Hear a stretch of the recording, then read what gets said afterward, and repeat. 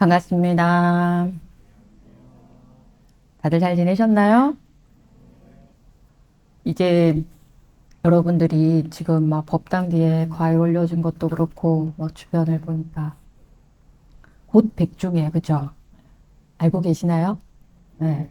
여기 조계사는 이 도량내 들어오다 보니까 도량에 들어오자마자 오늘 나에게 말 거는 분이 계셨어요. 스님, 제가 백중 기도를 처음 하려고 하는데 어디로 가야 하나 이렇게 물어보는. 그래서 기도처를, 기도 접수처를 안내해드리면서, 도랑에 들어오자마자 뭐요? 백중 기도를 안내하고 왔어요. 그래서, 이제 백중이 정말 얼마 남지 않았구나. 실감하고 들어오는 날입니다. 그래서 이번 달 제가 주제에 여러분에게 보내드린 것 같이, 백중이라고 얘기하면 보통 여러분들이 부모를 위한 날이나 조상님을 위한 날이라고 알고 있는데, 과연 그런 날인가? 백중이 어떤 날인가에 대한 백중과 목련존자에 대한 이야기 들려드리려고 합니다. 지난번에 라울라 존자 얘기한 것처럼 여러분이 우리가 이런 부처님의 수많은 제자들이나 부처님의 삶을 통한 이야기를 하는 것은 그분들의 이야기를 듣고자 하는 게 아니에요. 여러분이 그 이야기 속에서 우리가 어떤 것을 배우고 무엇을 실천해야 하는지, 어떤 롤 모델을 가져야 되는지, 여러분은 어떤 삶을 되짚어 봐야 되는지를 제안 드리려고 이분들에 대한 이야기를 드립니다. 그리고 마침 우리가 이번 주가 이제 백중이니까 백중을 기점으로 해서 여러분이 이제 기도하셨던 분들은 회양도 하고, 예, 백중이 안거, 향거의 해제날이잖아요. 그래서 여러분의 이번 수행이 어땠는지 점검도 하고, 그런 날이 되셨으면 좋겠어요. 그래서 백중이 여러분에게 깨어있는 날이 되시기를. 아직 날짜가 조금 남았으니까, 미처 수행을 다 점검하지 못했거나, 내가 백중에 대해서 그렇게 깊은 고민이 없으셨던 분들이 계신다면, 아직 이번 주가 좀 남았어요. 그러니까 백중날까지 여러분들이 나를 깨우는 날인가, 나를 어떻게 깨워야 하는가에 대한 이야기를 좀 하셨으면 좋겠습니다. 그래서 여러분이 백중이라 그러면 많은 분들이 돌아가신 분, 조상님들이나 부모님들이나 이런 분들에 대한 생각들을 하는데 사실은 알고 보면 뭐예요? 저는 사찰에 있는 모든 기도와 모든 행사는 여러분이 알고 계시는 수륙제나 이런 것들도 마찬가지입니다. 누구를 위한 것이다? 다 살아있는 사람을 위한 게 첫 번째라는 거예요. 돌아가신 분이나 그런 분들을 위한 의미도 있지만 무엇보다 기준에 두고 있는 것은 항상 누구? 기도하는 나. 그래서 여러분, 살아있는 우리. 그래서 나를 위한 기도가 첫 번째예요. 그래서 백중이 여러분이 돌아가신 사람뿐만 아니라 그런 것뿐만 아니라 살아있는 사람이 나의 삶을, 자신의 삶을 좀 돌아보고 여러분 주변에 관계 있는 관계를 회복하는 수행의 날이 되기를 바라는 마음입니다. 자, 그래서 여러분들이 백중했을 때 떠오르는 걸 한번 생각을 해보셨으면 좋겠어요. 조상님이나 천도제나 뭐 이런 거 얘기 많이 하잖아요. 그리고 이런 것들이 여러분 틀린 개념이 아니라 이제 조계사 청년에 다니시는 여러분 정도쯤 되면은 뭐라고요? 누군가 물었을 때 설명도 해줄 수 있어요. 백중이 무슨 날이에요? 백중에 무슨 기도해요? 라고 물었는데 나는 관계가 없는 사람인 것처럼 여러분 그 순간에 뭐예요? 조계사 청년회가 아닌 것처럼 하시면 안 돼요. 친절하게 설명해 줄 수 있어야 돼요. 그러니까 많은 분들이 뭐라고 해요? 조상 천도제라든지 그리고 뭐예요? 49제 지내는 날 뭐 이런 걸로 기억하신단 말이에요. 그리고 돌아가신 부모를 위하거나 주변에 가슴 아픈 거나 기억하고 싶은 지인들의 어떤 기도하는 날 이런 걸로 알고 있는 사람들이 굉장히 많을 때 여러분이 얘기해 주게 돼요.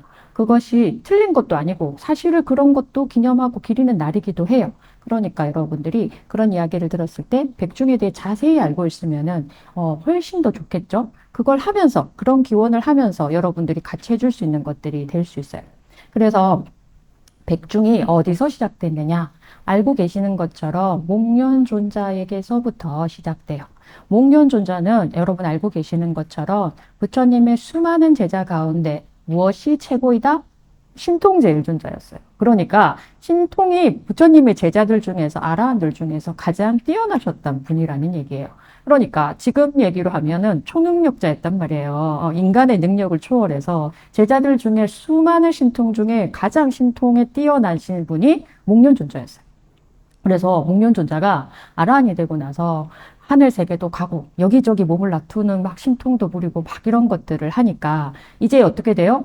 근데 그것에 대해서 여러분 자신감이 붙으면 여러분 어디에요? 어디까지 가보자 이런 마음 생기잖아요. 그렇죠? 여러분들은 만일에 여러분에게 신통력, 초능력이 생겼다. 그러면 뭘 해보고 싶나요? 해보고 싶은 게 없어요? 한 번도 생각해 본 적이 없어요?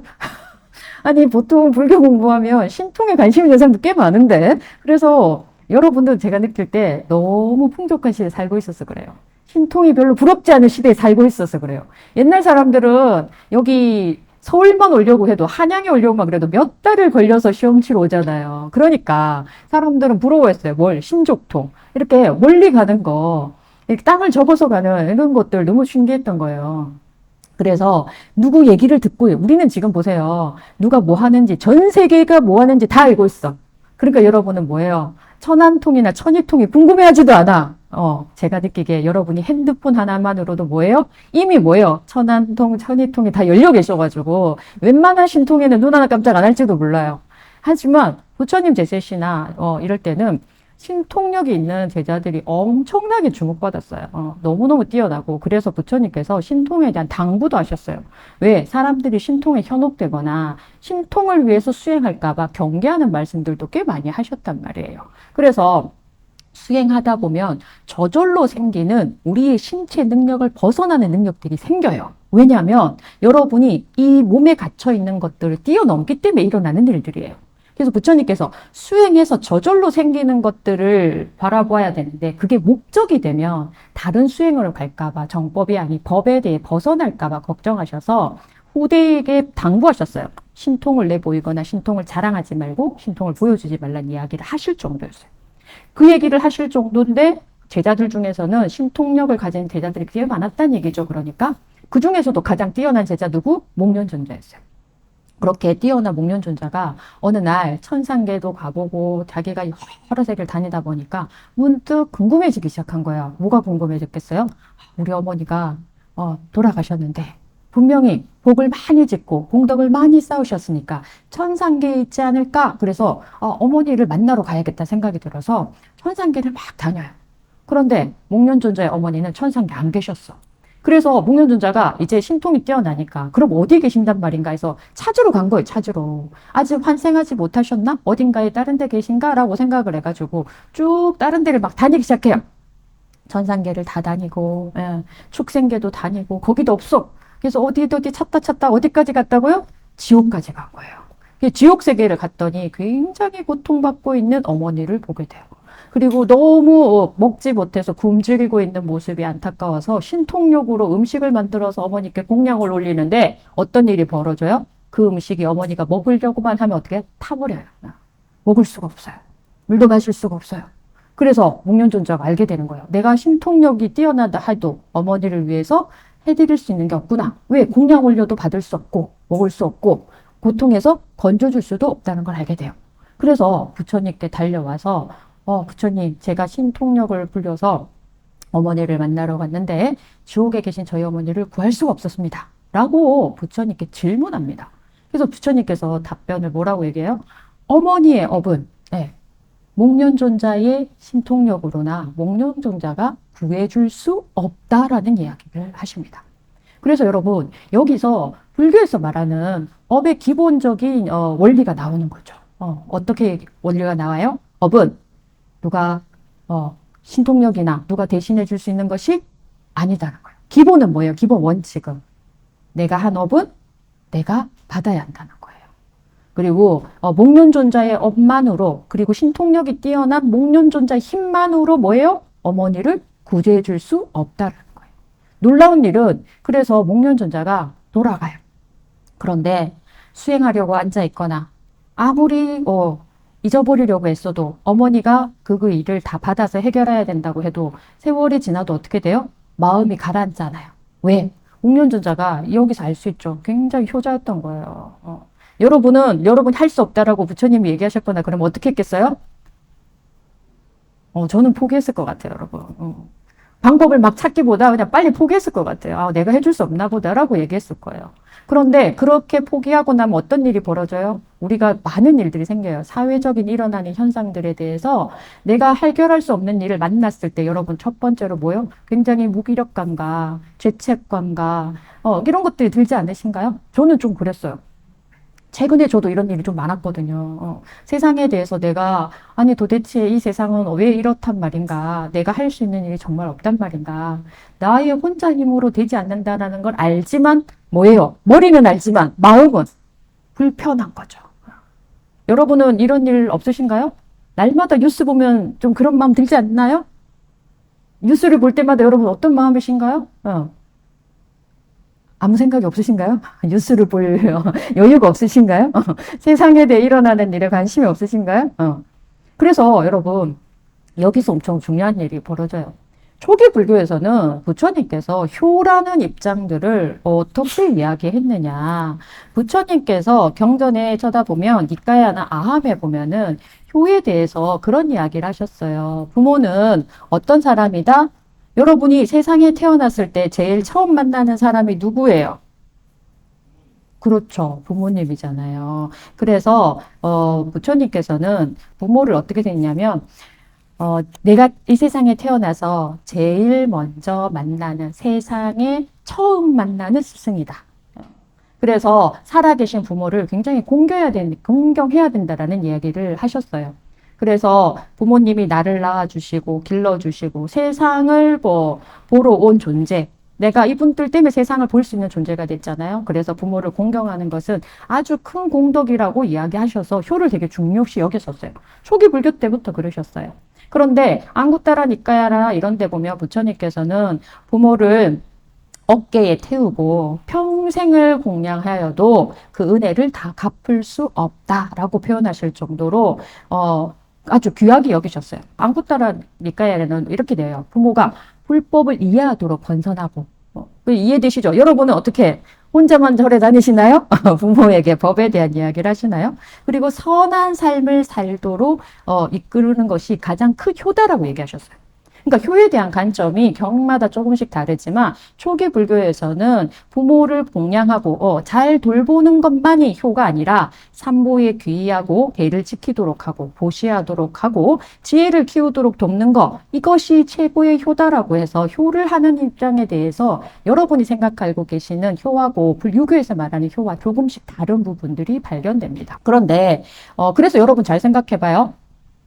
내가 부모님을 잘 효를 다한다고 하는 것은 여러분이 용돈을 아끼거나 좋은 선물을 사드리는 거나 돈을 드리거나 비싼 선물 사드리는 거나 이런 것도 중요한 효이겠지만 불교에서 말하는 효는 뭐예요? 부모님의 마음을 편안하게 해드리는 게 가장 큰 효라고 하는 거예요. 어떻게 여러분 백중을 기점으로 한번 돌아봅시다. 나는 부모님 마음을 편안하게 효를 다하고 계신가요? 부모님께 어떻게 안부 전화라도 좀 드리셨나요? 멀리 조상까지 갈 필요도 없어. 지금 나의 부모님한테도 효를 다하고 있지 않은데 조상까지 어떻게 가요, 여러분?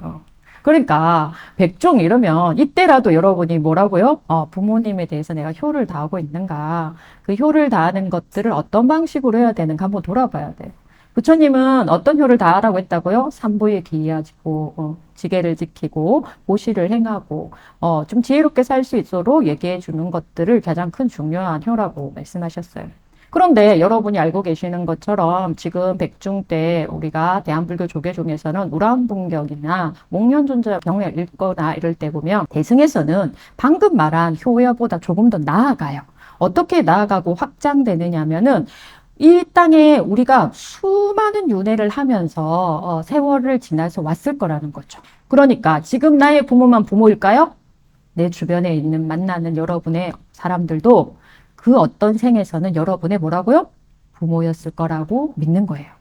그래서 대승에서는 여러분들이 거듭거듭 윤회중에 만났던 수많은 관계 속에 있던 사람들을 지금 우리가 만나니까 내 주변에 있는 모두가 나의 한 번은 부모가 되었을 거라고 믿기 때문에 그래서 뭐라고요?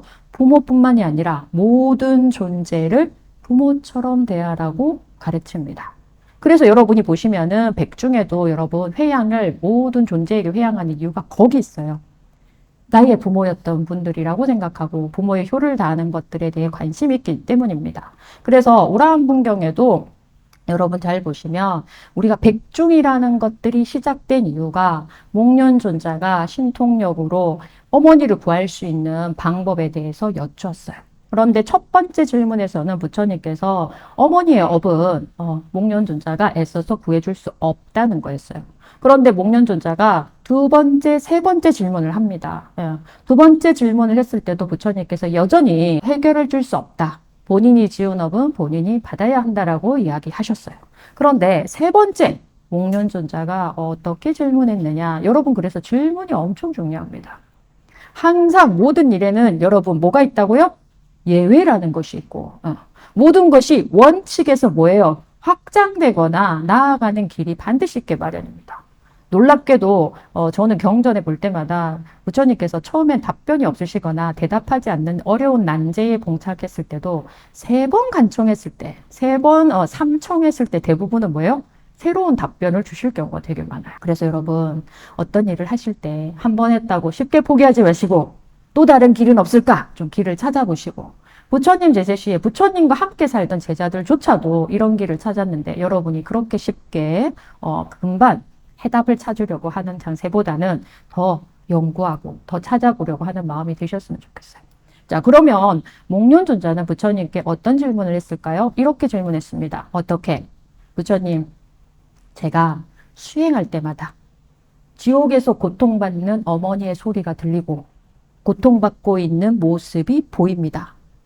저는 이것이 보이고 들려서 고통받고 있는 어머니의 모습을 보고 듣고 있어서 너무너무 괴롭습니다.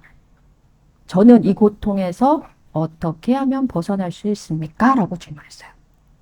여러분, 여기서 놀라운 일이 있어요. 어떤 일이 있어요? 부처님께서 처음에 뭐라고 하셨어요? 어머니의 업은 대신해 줄 수 없다라고 얘기하셨어요. 다시 말하면 목련존자 어머니와 부처님은 인연이 없던 거예요. 여러분, 이거 아시나요? 인연 없는 중생은 구제할 수 없다. 인연이 있어야 구제해 줄 수 있어요. 그러니까 부처님께서 지금 목련존자가 뭐라고 질문했죠? 어머니의 고통 소리가 들리고 어머니의 모습, 고통받고 있는 모습이 보여서 누가 괴롭다고요? 제가 괴롭습니다. 부처님, 저의 이 고통을 벗어날 수 있는, 제가 이 고통에서 벗어날 수 있는 방법을 일러주십시오라고 물었어요. 다시 말하면 앞에는 뭐였어요? 목련존자가 질문할 때 저희 어머니를 구해주세요였어요. 그죠? 근데 지금 질문은 뭐라고요? 내가 고통에서 벗어날 방법을 알려주십시오. 여러분, 수행할 때 저는 이게 굉장히 중요한 부분이라고 생각합니다. 제가 여러분에게 느수히 많이 서원을 세워라, 기도할 때 뭐뭐를 바라지 말라라고 말씀드리는 게 이 구절이에요. 여러분의 개인적 복을 구하거나 기도를 하는 것만으로 이루어지지 않는 이유도 여기에 있습니다. 여러분이 막연히 저를 구해 주십시오. 부처님, 제가 여기서 잘 됐으면 좋겠습니다. 성취를 했으면 좋겠습니다. 이런 것들은 어떻게 해요? 도와줄 수가 없을 수도 있습니다. 그래서 목련존자의 이렇게 질문 너무 중요합니다. 이렇게 질문하니까 부처님께서 뭐라고 답변을 해주시느냐. 혼자의 힘으로 해결할 수 없으니, 그 어머니의 업을 구해줄 수 없으니 어떻게 돼요? 하한거가 끝나는 날 청정이 수행했던 스님들에게 공양 올려를 하고 있겠어요. 그리고 그 공양 올렸던 분들이 그 공양을 받을 때 이 목련존자의 사연을 들으면서 함께 기도하고 축원해 주셨습니다. 그래서 생긴 게 뭐라고요? 백중입니다. 그러니까 여러분이 백중에서 기억해야 될 되게 중요한 점이 여기 있습니다. 뭐가 중요하냐? 한거를 바친 청정한 승가의 공양을 올리고 그 공덕을 부모와 조상에게 회양하라라고 부처님이 말씀하셨거든요. 다시 말하면 개인의 효를 다하는 입장에서의 효로 끝나는 것이 아니라 불교는 뭐예요? 부처님께서 대중과 함께하고 한 명이 해결할 수 없는 일을 뭐예요? 함께 해결하는 공업의 힘을 빌리는 거. 그것이 뭐라고요? 공덕의 힘이에요. 그래서 여러분이 어려운 문제에 부딪히고 사회의 아주 큰 문제나 세상의 모든 해결하기 어려운 일들도 우리가 함께 공업으로서 우리의 일이라고 인지한다면, 함께 수행한다면 해결할 수 있어요. 하지만 여러분이 나의 일이야 나라고 인지하지 못하고 그걸 나의 안으로, 영역 안으로 가져오지 못하면 함께 공업으로 나눌 수가 없습니다. 이게 여러분 업의 굉장히 중요한 요인입니다. 개인의 개별업도 있지만 반드시 우리는 함께 있는 이 땅에 태어난 여러분이, 우리 모두 대한민국에 태어나고 지금 서울에 살고 있고 대한불교 조계종에 믿고 있고 우리가 함께 있는 이 자리에 만난 것은 여러분 반드시 뭐예요? 공업이 함께 존재합니다. 그 공업을 이해하셔야 돼요. 그리고 이 공업은 함께 해결해야 되고 함께 수행하면 백중이 생긴 목련존자의 어머니를 지옥에서 구제하고 싶었던 개인의 일이 아니라 우리 모든 우리가 함께 모든 조상을 구제하고 우리가 알고 있는 많은 존재를 구제할 수 있는 일들도 확장해 주시고 길을 열어주신 겁니다. 그래서 여러분 백중은요 전국에 지금 같은 시간에 똑같은 날 전국의 모든 사찰에 삽니다. 작은 일이 아닙니다.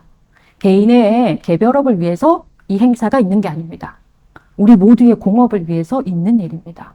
이것이 아주 중요합니다. 청정한 승가의 공양으로부터 시작된 게 뭐라고요? 백중입니다. 그래서 여러분 처음에 백중은요 무엇을 하는 날이다? 공양을 올렸던 날이에요. 지금은 여러분이 제사의 형태나 천도제 형태로 기억하고 계시는데 처음에 의도를 잘 기억하셔야 됩니다. 처음에는 뭐라고요? 청정한 승가에 공양을 올리고 핵심이 뭐다? 그 공양 올린 것에 대해서 공덕을 함께 이룬 공덕을 부모와 조상에게 회양하는 겁니다. 다른 존재에게 회양하는 겁니다. 그래서 여러분 회양이 엄청 중요해요. 제가 늘 날마다 서원을 세우고 회양하는 것에 대해 말씀드리는 것도 이와 같은 이유입니다. 그래서 여러분이 백중에 어떤 일들을 하고 계시는지 한번 좀 돌아보셨으면 좋겠어요. 원래 오랑분절, 백중이라고 하는 말은 산스크리트어로 오랑파다라는 뜻인데 이거는 원래 의미가 뭐냐면 거꾸로 매달린 극심한 고통에서 벗어나게 한다는 뜻이 있는 게 우람바라예요. 우람바나의 이 뜻을 생각해 보시면 이해되시죠? 거꾸로 매달려 있는. 그래서 지옥 중생을 구제하는 것에 우리가 우람분절이라고 이야기하고 백중이라고 이야기합니다. 그런데 여러분 지옥에 고통받고 있는 중생만 거꾸로 매달려 있는 극심한 고통에 되어 있는 사람들일까요? 여러분 잘 생각해 보세요. 모든 일에는요. 나를 비추어 보셔야 돼요. 탐욕과 집착과 미움에 매달린 우리의 삶을 청정하게 하는 이것을 정상적으로 비춰보게 하는 게 여러분 백중입니다. 다시 말하면 우리와 동떨어져 있을 수 없어요. 여러분 마음에 있는 탐욕과 미움과 이것들이 사라지게 하는 게 백중입니다. 그러니 여러분 제일 처음에 말씀드렸던 백중의 주제 얘기할 때 백중은 어떤 날이다? 깨어있는 날인가? 라고 제가 물었잖아요. 여러분 스스로 깨어 있으려면은 내 안에 탐심과 탐욕과 미움이 어떻게 작동되고 있는지 이걸 내가 이 기회에 소멸하리라, 줄어들게 하리라라고 결심하지 않는 이상 줄어들지 않아요. 나의 개별업뿐만 아니라 공업을 함께 해결하려면 이것이 공덕이 되고 모두를 구제할 수 있는 일이 되려면 여러분 스스로 돌아보는 것부터 하셔야 됩니다. 그래서 목련존자의 어머니만 구제됐겠어요? 그 많은 부처님의 제자들이 1250인구가 넘는 무수히 많은 아라한들이 함께 분절을 기해서 목련존자 이야기를 듣고 그 지옥 중생에 있는 지옥에서 고통받고 있는 어머니를 위해 기도와 축원을 함께 해줬을 때 그때 있었던 지옥 중생 모두가 함께 구제되었다고 경에서는 이야기합니다. 여러분 우리가 함께 기도하는 힘이 이와 같아요. 그래서 지금도 전국에 있는 모든 사찰에서 같은 날 백중의식을 합니다. 그러니 여러분들도 이날 백중을 평일이니까 사찰에 동참하지는 못하더라도 그 시간이나 그날이 되면 아침에 일어나서 직장에 출근하기 전이나 항상 같은 마음에 코드는 꽂으셔야 돼요. 오늘이 어떤 날인지 나는 어떤 것들에 함께 동참하려고 하는지 이것들로 통해서 전국에 이렇게 무수히 많은 기도를 할 때 나와 인연 있는 모든 존재들이 고통에서 벗어나기를 하는 마음을 좀 함께 기도해 주셔야 됩니다. 지금도 백중이 끝나지 않았으니까 어떻게 해요, 여러분?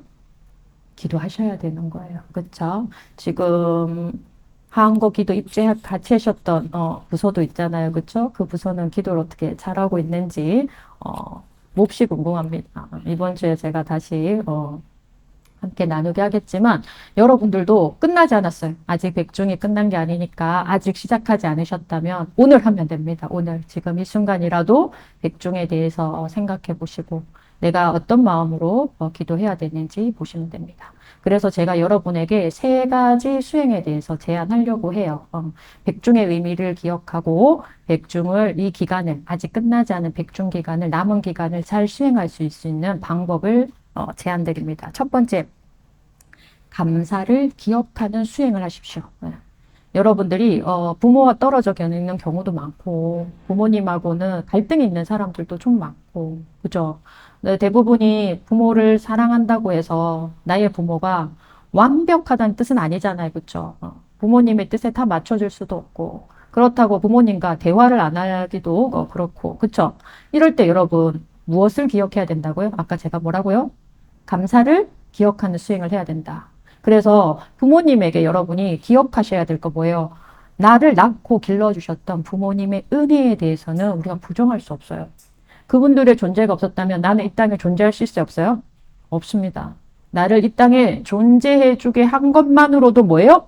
감사한 마음을 기억하셔야 됩니다. 그래서 부모님에게 아주 갑자기 살갑게 대할 줄 않지만 백중이 끝나기 전에 안부 전화라도 좀 하고 내가 그런 이야기를 하거나 뭔가를 표현하는 게 쑥스러우신 분은 편지라도 좀 쓰시고 그리고 무엇보다 뭐요? 지금 이 순간이라도 떠올려 봅니다. 나의 부모를 떠올리고 나를 이 땅에 존재하게 준 거에 감사한 기억, 감사함에 대해서 그 마음을 품고 마음으로라도 고맙습니다라고 은혜를 기억하는 것을 꼭 가졌으면 좋겠습니다. 그래서 여러분이 감사를 기억하는 수행을 위해서 가능하다면 오늘 부모님께 한 통의 전화라도 하는 거. 저는 이게 첫 번째 수행이라고 생각합니다. 두 번째는 함께하는 수행입니다. 목련존자도 혼자서 어머니를 구해줄 수 없었어요. 그래서 부처님께 청을 하잖아요. 그렇죠? 너무 보고 들리고 그 모습을 지켜보는 게 괴롭습니다. 저의 이 괴로움을 벗어나게 해주십시오라고 이야기했을 때 부처님께서 함께 수행하는 수행 공동체의 그 청정한 공덕으로 목련존자의 어머니를 구제하는 방법을 알려주셨어요. 그래서 청정한 승가에 공양하고 그 공덕으로 부모를 구하고 조상을 구하는 방법을 알려주셨어요. 그래서 여러분 기억하셔야 됩니다. 신통제일인 존자도 해결할 수 없었어요. 다시 말하면 우리도 똑같아요. 혼자서는 해결하지 못하는 문제가 반드시 있습니다. 내가 아무리 뛰어나고 아무리 능력이 있고 아무리 내가 무언가를 많은 것을 가지고 있다고 할지라도 반드시 혼자는 해결할 수 없는 문제들을 만나게 되실 겁니다. 그래서 여러분들이 혼자 울고 혼자 괴롭고 혼자 고민하고 혼자 무너지는 일들을 경험하실 때 여러분이 그곳에 머무르지 마세요. 왜? 우리는 언제나 뭐예요? 수행하는 지금과 여러분 주변의 옆에를 보세요. 나는 혼자가 아니에요. 함께 수행하는 도반들이 있어요. 그죠? 그러니까 여러분 이 백중이 공동체의 힘을 배우는 날입니다. 다시 말하면 여러분 주변에 지금 조계사 청년에서 함께 수행하는 여러분의 도반을 귀하게 여기시고 함께 수행하는 사람들을 좀 가깝게 여기시고 그들을 고마워하셔야 돼요. 내가 도반에 있어서 함께 공부한다고 생각하시고 도반에게 뭐라고요? 고마웠던 일들, 감사했던 일들 도반에게도 뭐요? 표현하는 날이 되셨으면 좋겠습니다. 그래서 공동체 힘에 대해서 함께 수행하는 것을 잊지 않으시고 혼자 무너지거나 혼자 물지 마시고 누군가에게 손 내밀어서 함께 해달라고 하고 힘든 것을 함께 벗어나는 방법들을 배우시기 바랍니다. 세 번째는 공덕을 쌓는 삶입니다. 공덕은 여러분 늘 말씀드리지만 절에서만 쌓는 게 아니에요. 여러분이 따뜻한 눈빛, 부드러운 말 한마디로도 쌓을 수 있는 게 공덕입니다. 큰 돈이 있거나 내가 가진 게 많지 않아도 여러분이 나눌 수 있는 공덕이 어마어마하게 많이 있습니다. 날마다 쌓을 수 있는 공덕이 있습니다. 여러분 주변에 기적같이 많이 있습니다. 그러니 여러분이 하루에 한 사람을 웃게 만들고 누군가 만났을 때 단 한 명에게라도 따뜻한 시선을 보내고 여러분이 나를 필요로 하는 곳에 손 내밀어주고 이런 것들을 너무너무 중요합니다. 그래서 여러분들이 엄청 잘 실천하고 계시잖아요. 조교사 청년회는. 봉사하러도 오시고, 행사 있으면 앞장서서 하시고, 이런 건 너무 좋은 일입니다. 그래서 이런 모든 것들이 공덕인데, 일상에서 베풀 수 있는 공덕을 좀 찾아보시기 바랍니다. 내 직장에서, 나의 가정에서 행할 수 있는 공덕은 무엇이 있는지, 이런 것들을 좀 살펴서 보시기 바랍니다. 그래서 무엇보다 중요한 건 뭐예요? 나의 공덕이 아니라 내가 했던 공덕이 누군가에게 나눌 수 있고 누군가에게 도움이 될 수 있도록 하는 게 여러분 회양이에요. 그래서 여러분이 사홍석은 하잖아요. 회양하시잖아요. 그래서 그런 부분들을 좀 많이 실천하는 여러분이 되셨으면 좋겠습니다. 여러분들이 아무리 능력 있고 아무리 많이 배우고 아무리 많이 가지고 있다고 하더라도 언제나 혼자는 힘에 한계가 있어요. 내가 할 수 있는 능력에 한계가 있어요. 그러니 여러분이 그럴 때마다 포기하시거나 좌절하는 것이 아니라 함께하는 것에 힘을 좀 기르시기를 바랍니다. 저도 최근에 이런 일이 있었거든요. 내가 과연 얼마나 뭘 할 수 있을까? 내가 할 수 있는 일이 정말 아무것도 없을까? 이런 생각이 조금 많이 드는 순간들이 있고 그런 일들이 좀 있었는데 오늘 제가 법문 준비하면서 문득 그런 생각이 들었어요. 어떤 생각? 역시 혼자 할 수 없는데 내가 좌절하고 있었구나. 이것은 함께 풀어야 되고 함께 가야 되는 일인데 놓치고 있었구나라는 생각이 들었어요.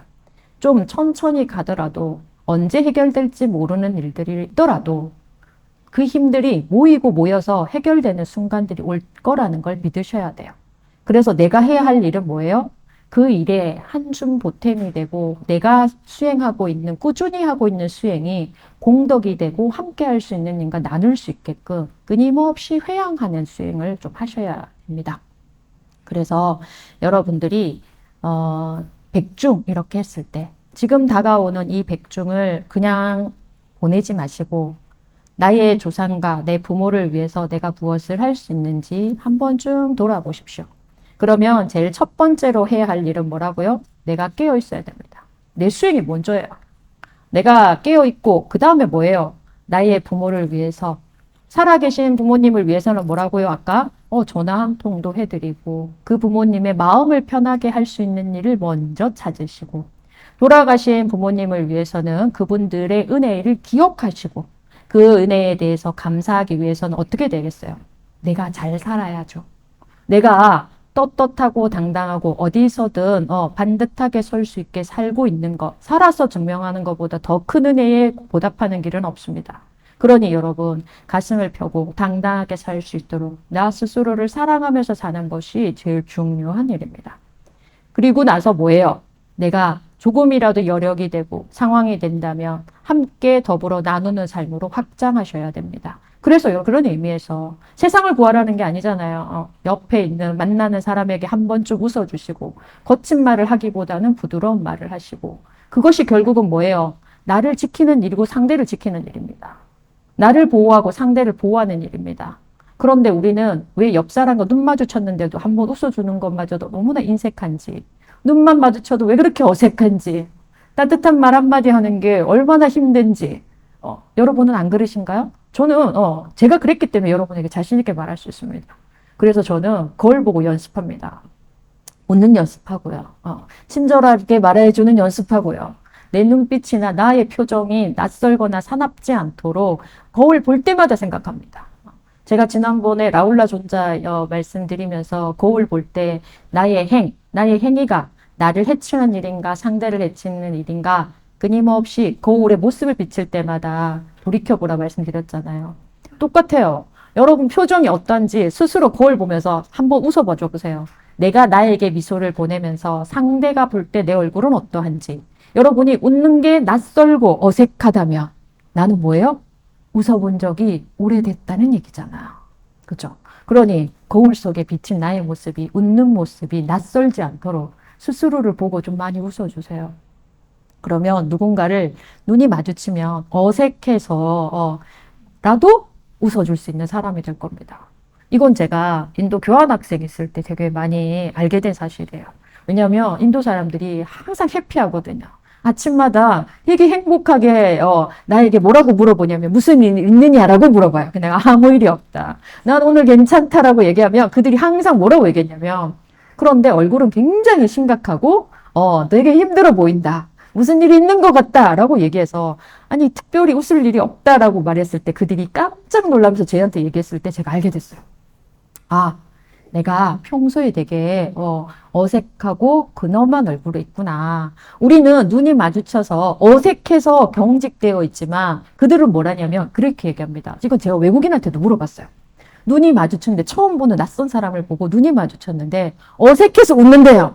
어색해서 웃어준대요. 근데 우리는 뭐예요? 어색하니까 뭐예요? 시선을 피하고 누가 조금 오래 이렇게 시선을 나에게 두고 있으면 뭐예요? 눈이 마주치고 나면 무슨 일이냐고, 그쵸? 싸울 듯이 왜 그러냐고, 왜 쳐다봤냐고 이렇게 하잖아요. 문화적 차이가 있어요. 우리는 그런 삶에 익숙해져 있던 거예요. 그래서 제가 그들을 통해서 알게 됐어요. 그들은 어색해서 웃어주는구나. 낯선 사람을 만났을 때 어떻게 해야 될지 몰라서 당황하더라도 미소를 잃지 않는구나. 그런데 우리는 뭐예요? 한국 사람들은 당황하며 경직돼요. 우리는 그런 문화에 있었던 거예요. 그런데 여러분, 이것이 마냥 계속 그런 문화였다라고 주장할 수 없어요. 왜? 이미 전 세계가 어떻게 사는지 다 아시잖아요, 여러분은. 관심만 가지면 다 알 수 있는데 우리나라는 그래라고 고집할 게 아니라 뭐예요? 좋은 것은 보고 배우고 나의 표정을 좀 들여다보고 그래서 연습해야 됩니다. 그래서 거울 볼 때마다 좀 어색하도 내가 나를 보면서 한 번씩 웃어주고 내가 내 표정이 어색하지 않도록 여러분 이거 해보면 너무 신기해요. 한쪽만 웃어요. 제가 요즘 많이 해봐서 알아요. 그런데 연습을 계속하면 활짝 웃는 웃음이 나올 수 있어요. 저는 정말 여러분 거울 보고 연습 많이 했어요. 여러분 거울 볼 때마다 할 일이 많죠? 라울라 존자를 떠올리면 내가 행동해야 될 기준점이 되고 목련 존자를 떠올리면 뭐예요? 웃어주는 연습을 하시고 거울이 곳곳에 있어서 얼마나 다행입니까? 그죠? 여러분 가까이 있는 거울을 보시고 이런 것들을 생각하셨으면 참 좋겠습니다. 그래서 백중은 돌아가신 분들을 위한 의식을 하는 날이 아니다. 살아있는 우리가 은혜를 기억하고 우리가 관계를 회복하고 자신을 수행하는 깨어있는 날, 변화하는 날이 어떤 날이다? 백중입니다. 네. 그래서 백중은 멀리 있지 않고 여러분이 여러분 스스로를 구하는 날이 되셨으면 좋겠습니다. 목련존자가 목련존자의 어머니를 구하려고 했던 그 마음을 기억하시면서 나는 누군가를 구해야 되겠다라는 생각보다는 저는 여러분이 내가 나를 구하는 것이 먼저였으면 좋겠습니다. 그래서 여러분의 삶을 구하고 내 삶을 좀 더 주도적으로, 좀 더 적극적으로 열심히 사는 여러분이 되셨으면 좋겠습니다. 여러분 막연히 열심히 살면 의미가 없습니다. 아무리 노력해도 뭐예요? 너무 노력하고 너무 열심히 사는데 그 사람 인생이 늘 항상 벽에 부딪힌 것 같이 괴롭고 하나의 문제가 생기면 또 다른 문제가 생기는 것 같은 삶을 살고 계시진 않으신가요? 저는 저의 20대, 30대를 돌이켜보면 늘 그런 날의 연속이었던 것 같아요. 세상은 나에게 아무런 장애가 없었어요. 지금 돌이켜보면. 그런데 저에게는 20대, 30대가 늘 항상 장애였어. 눈앞에 모든 게 장애였어. 내가 나를 구한 것은 얼마 되지 않습니다. 최근에서야 제가 이 울타리를 벗어나고 내가 나에게 주어졌던 무수히 많은 장벽과 장애를 벗어나는 길을 발견했습니다. 여러분은 어떤 날들로 수행하고 계시는지 몹시 궁금합니다. 여러분의 수행이 날마다 나를 구하고 날마다 나를 해방시키는 그런 수행이 되셨으면 좋겠습니다. 어렵지 않습니다. 여러분이 필사를 하던 독송을 하던 독경을 하던 방법은 엄청 많아요. 108배를 하던 여러분이 하고 싶은 어떤 걸 해도 좋아요. 그 모든 게 이 길을 향해 있었으면 좋겠습니다. 내가 깨어있고 나를 자유롭게 하고 내가 나의 장애를 허물어뜨리는 그런 날들이 되시기를 바라랍니다. 그런 오늘이 되고 그런 백중이 되기를 바라랍니다. 오늘 본문 여기까지 하겠습니다. 늘 날마다 여러분이 평온한 하루하루가 되기를 바라랍니다. 고맙습니다.